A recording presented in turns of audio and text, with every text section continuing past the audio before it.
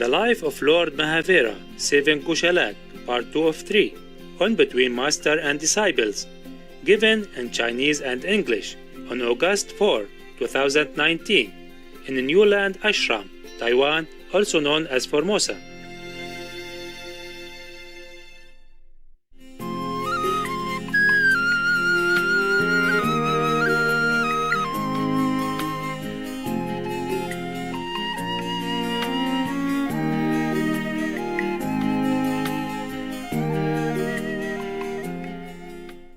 One nun in, I'm going on with my calendar again, so you want it or not? Yes. Okay, then. But I told you this story already, just an example again, like there was one nun in Miaoli, she doesn't eat for many long years already. People come every Sunday, maybe one bus full. When they are just to worship her or maybe just to be there and take her blessing. She doesn't even talk. She doesn't even preach. She just uses her gesture to tell people to recite Amitabha Buddha. That's all she does. When I was there, that's all she did. And how many people do anything? I was the only one that asked her how to be breatharian like her, and she was very happy. Other people, they think it's impossible. They don't even ask. They can't even be vegetarian, according to her teaching, not to talk about being breatharian like her. Watarian. And she told me, go step by step. And then I really can. Yeah, I really can. At that time, whenever I look at the food, I feel it's not clean. It's not easy for me to eat. I did not know that I could be breatharian already at that time. I didn't think. And then I could not eat anything anymore. I don't feel like eating. And then I just stopped. I did not stop until somebody provoked me. The abbot told me, oh, you eat only one time a day, but you eat like 3 meals together. I said, oh, yeah? Well, you eat 6 meals. And never mind. And then from that day, I just stopped. I didn't eat anything. Everybody was so scared. Because I continued working, like cleaning the houses or doing any chores that I should do in the temple. I was alone. And then they were very afraid that I might die or something. They keep asking, you don't eat, but you still working? I say, yeah. I don't eat if I don't want to. I eat if I want to. And they will keep looking at me all the time, until I could not bear it anymore. So I go back to normal. Yeah. It's very simple at that time. I did not prepare nothing. I did not go through 21 days period, or nothing. I just like that. That day, no more. I don't feel anything. Don't feel like I missed something or like desiring for food. If I desired for food, it would be terrible. It wasn't. It wasn't any desire. It's so easy to transit. Just jump from one to another. Oh, I thought, wow, this piece of cake. At that time, I don't have any disciple. I do anything I wanted. Life is more simple.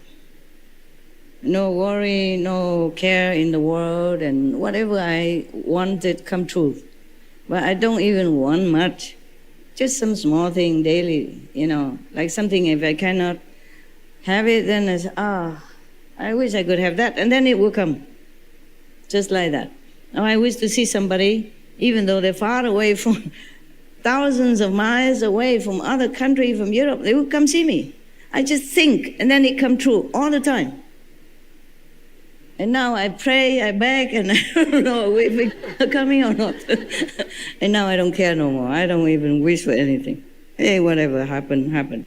At that time, I did not do all that on purpose. I did not. It's just so easy. Life was so easy. Even I just don't want to eat anymore. I just don't. Imagine that. Now you can try. Even after 21 days, you still cannot stay breatharian. Maybe you take food and then slowly maybe, but it's not that easy. And now that I wonder, how easy was that for me? Now that I wonder, before for me is no problem. Because anything I want, it will happen immediately. Nowadays, maybe I wait for a couple of thousand years or something, if something to happen. Yeah, I have to meditate a lot. Do retreat a lot. Then maybe things will come slowly. Not so easy like before. But it's just different. At that time, life is easy for me only, but not significantly helpful to the world. So now, life is not all that difficult for me. It's not all that easy like before. Because before I lived like in a fairy tale, whatever I think, just come. I don't even wish. It's just a splitting thought, and then it will come. Of course, I didn't ever think of anything bad, thanks God. Otherwise, it's too easy to come true us. Never mind. Oh, I'm going on with calendar again. Okay, stop there. Now, did you try breatharian? Many of you, some of you try, right? Is it easy? Yes or no? No. I see many heads shaking. Yeah, I know that. Because of that, because I heard so many difficult stories about trying to go without food. Then I appreciated my time back then in New York. Living in New York City, in the temple, but in New York, surrounding with meat-eating people, all kind of people, Taiwanese who come and Chinese who come to the temple. But I have no desire for food at all.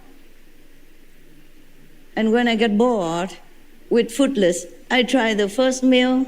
Everybody keeps staring at me and asking questions and talking behind me. And I thought maybe I don't eat. I wasn't hungry or wanting to eat anything. I don't know, just as natural as I quit, as natural I took food again.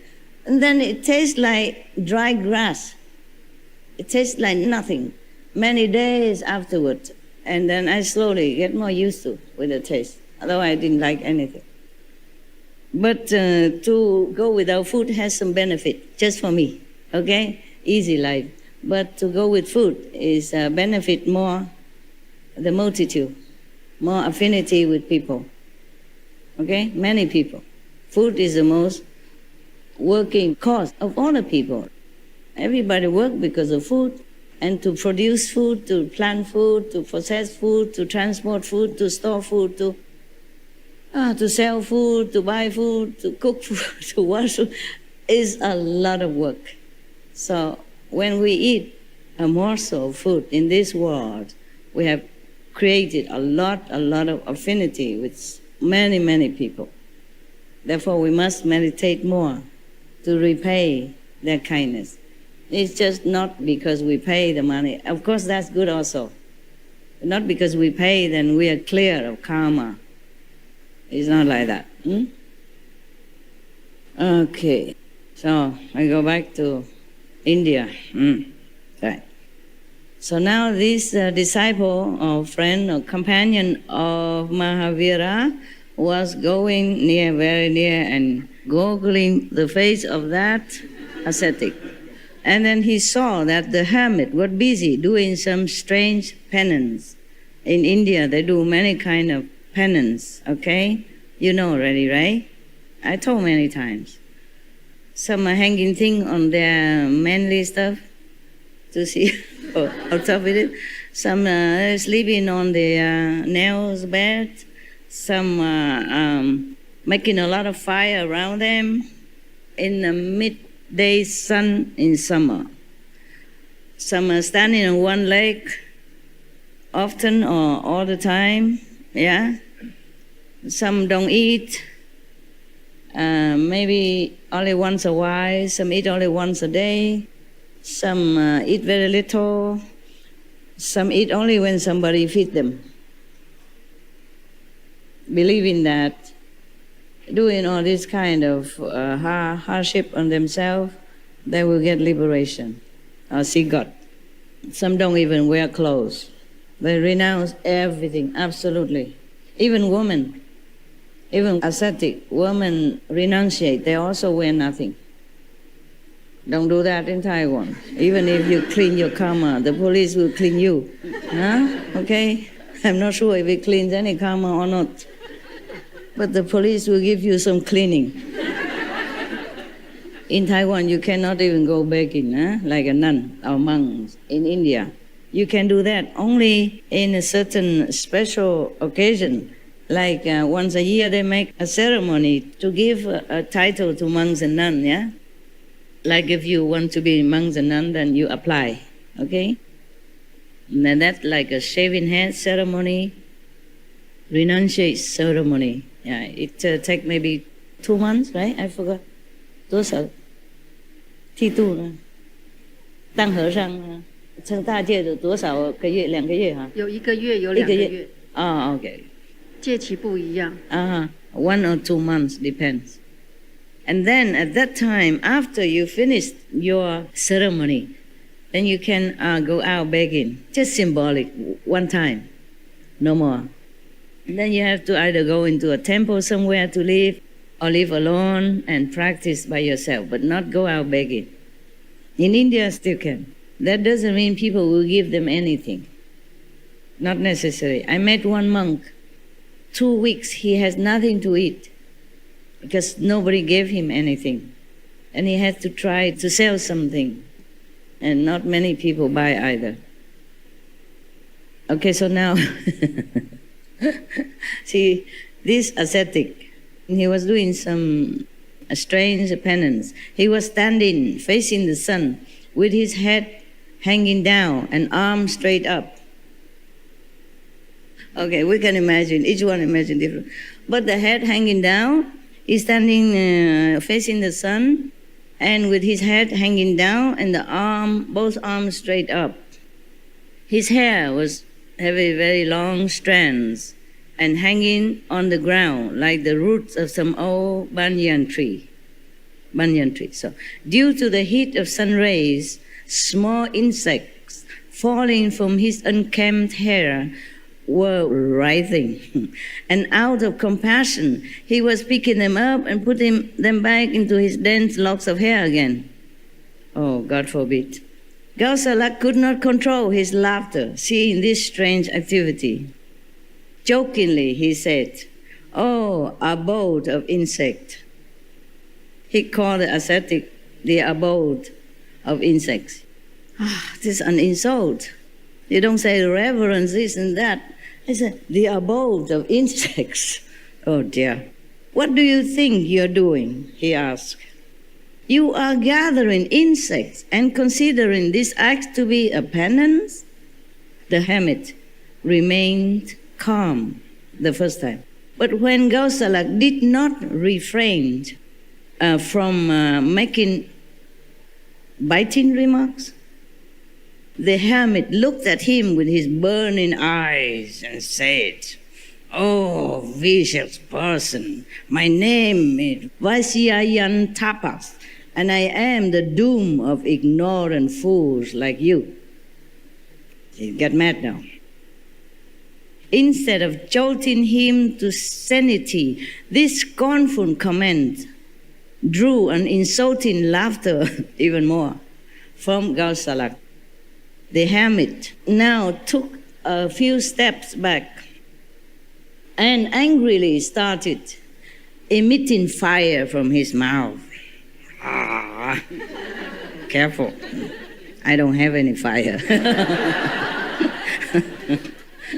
But beware, there are some fire from hell that you cannot stop and I cannot stop. So he stepped back and then emitting fire from his mouth. So, he did a lot of penance. So, of course, he will have some magic power like this, yes? The Buddha's disciples also have different magical powers. Good or not, they do have. Yes. Like sometimes they can fly in the air and then upper body can spray out water, or under body will spray out fire. For example, like that. Or walking through stones, walking through walls, walking through locked door, flying in the air, making fire out of nothing, walk on water. More or less, this is the main thing, okay? I said I can do, but I don't. I cannot. I'm not allowed to do anything. What I mean is these are possible, okay? If you don't have other karmas influence, you can be a master and have all kind of magical power that is very suitable for you, convenient. It's just that these powers are not from astral power, so you can use it. Just like the disciples of the Buddhas, of the Buddha, Shakyamuni Buddha. One monk, he was a beggar, but then after he practiced just a short while, he could walk through stone already. Walk means through stone or any obstacles. It's very convenient, in fact. Just if you are a master, it's difficult. You cannot. You sign to relinquish everything. You lose everything. Absolutely, you begin zero again. And then you may gain some again, but if you have a lot of disciples, you lose all the time. And you could lose everything also. Doesn't matter. Just in case you want to be a master and gather a lot of disciples and being famous and all that, think twice. People in this world are difficult to teach, to change. They might listen to you and clap their hands, but they don't understand what you're saying. And even maybe they understand just intellectually, not deeply, not enlighteningly. So very difficult to change their mind and their way of life. And for that, it costs you a lot. Because if they are your disciples, you accept them, whatever they do, you must try to help. So this miraculous power of emitting fire from your mouth is called, it has a name, it's called Tejolesya, okay? Acquired through long and harsh penance. The Buddha has never condoned any practice of a magical power. These are not high power, okay? They are very low. And you can practice many years doing this penance like the tapas, ascetic here, then you can have quite a few powers. You can also walk on the water. The Buddha one time wanted to cross a river, and there was a boat, and he was about to cross with the boat. And then there was one guy next to the Buddha, he's showing off, something like, how can the Buddha even walk through the river on the water? Why he has to take a boat? So the Buddha asked him, how many years you practice? And then he just walked on the water. You know that guy? Yeah, the one who talked to the Buddha, he walked on the water to show off. And the Buddha asked him, how many years? How long did you practice until you get this power? He said, about 25 years. So he said, I have only 25 corn. I can cross, on the boat. The Buddha has always looked upon these children tricked with not very respectful attitude. He always told Maudalayana, tell him not to use magical power anymore, but he cannot help it. He get used to it. Yeah, he followed the Buddha, but he cannot forsake everything, except his hair and maybe his house. Yeah. So finally, he died by higher magical power. Maybe not higher, but they gathered together, many of them, to counter him alone. So he alone wasn't able to withstand their united power, because they was very angry with him. Maybe many times he make fun of them or something, or defeated them. So they were very angry. Yeah. So finally they gathered together, different sects, and then they killed him. He died tragically. You know already, right? I told you already. So within no time, a ball of fire rushed towards Gaushalak, who retreated with fear and ran to Mahavira, shouting in panic, Sire, sire, save me, this tapas will burn me. So when he reached Mahavira, Gaushalak fell at his feet. Hearing the pathetic call of Gaushalak, Mahavira was moved. He's always moved. Anybody who in trouble or poor or weak or needy is always moved. There is no surprise. They did not even have to write this. I would know it. I would read it to you without the printed words. He was moved. Yeah, nothing new. How surprising, huh? So, turning back, he saw the approaching fireball from the compassionate heart of Shraman Mahavira flowed a spontaneous stream of cool, pacifying energy. When the nectar glance of Mahavira fell on the fireball, it subsided. The angry hermit was astonished to see his fireball dead, extinguished. So he recognized Mahavira as a much greater and more benevolent power than he. So he said, "Pardon me, oh embodiment of benevolence." That is on the contrary of the abode of insects. You see? Yeah, you have to learn manner. Negative words hurt and make people also angry. If they're not angry, at least they feel pain, hurt. So we should be careful what we say, unless really necessary. If not necessary, keep quiet.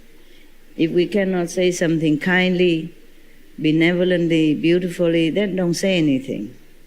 If the situation does not ask for, then save it. But this ascetic, he was truly very educated. He was angry then, but he wasn't angry if Gaushalak did not provoke him time and time, again and again. He already warned him to stop, he did not stop. So he got angry. But still, he has realization within him. He has spiritual education. So when he recognized somebody greater than him, he addressed him so reverently. That is the way we should always do. Yeah. When I was in the airport a few days ago, I always saw monks and nuns in the airport, and I always saved some money to offer. And I always call them reverend, yeah, or Maharaji, or Mataji. It depends on what religion they came from. If in Hindu, then I call them Mataji or Maharaji or Babu or Babaji or reverence. It's a Buddhist or anything, at least you call them reverence. Or if I see a Catholic, Christian monks or nuns, I always address them as father or mother. Yeah. And I bow and I put my head and bow myself before I say, "May I offer you something for your daily use?" Yes. And then I give. And they're always very, very happy. Yes. That's the way we should talk to someone who is trying their best against all temptation and trouble and obstruction in this world to be near God. Their best. Maybe their best is not the best, but that's their best. That's all they can do in their circumstances and their strength.